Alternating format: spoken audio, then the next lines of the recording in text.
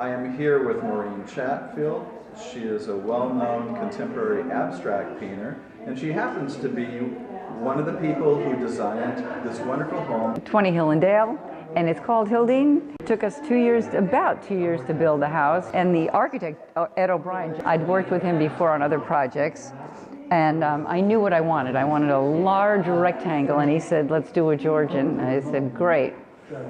And we worked together, and he created this wonderful molding package, and we have radiant heat on both floors. The insulation is amazing. The walls are extra thick. I want to show you. This is the foyer, and it was named Hildine. Originally, Lincoln built a house in Vermont named Hildine for his sisters. And we had walked through it and loved the staircase.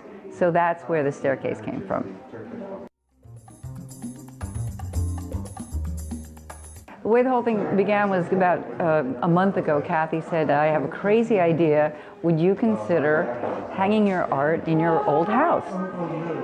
And I thought for a second. I thought, well, why not? I mean, I really enjoyed painting here, and there were tremendous walls to hang your art. So I said, sure, I'd be happy to. So this is Ed O'Brien, the architect that designed the house. Hi. And I had worked with him before and really liked his work, so we called him in on the project. Thank you very much. Why did you choose Mr. O'Brien?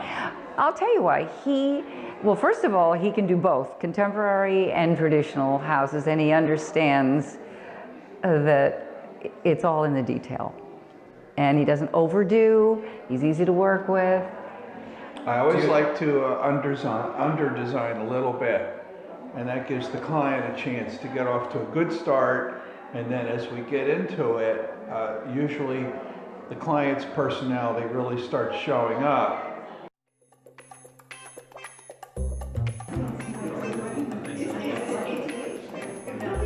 So the stones are field stone, and I wanted a raised hearth so that if you're working in the kitchen, you can see the fire.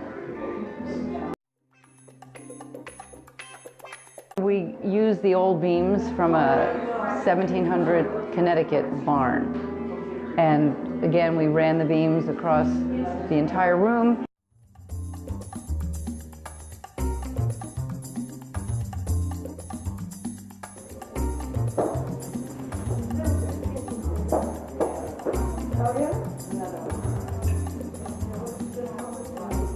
This was the home office. It's called White Barn, and I call this work transitional because it's clearly a barn, and it has a horizon line, and people actually feel very comfortable relating to something in the painting. But I like to deconstruct things and make them a little more interesting so that your mind has to wander and fill in the missing pieces. Now, this painting is called White Roses, and I did a series of white on white paintings. People really love white on white.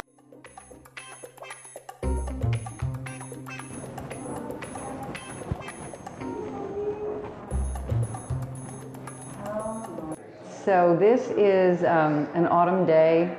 I actually did it in autumn, and it just captures the mood of the colors.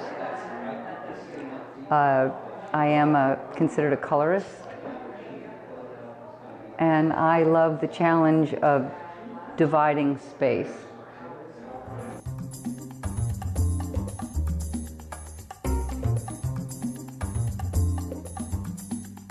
So this is Bittersweet.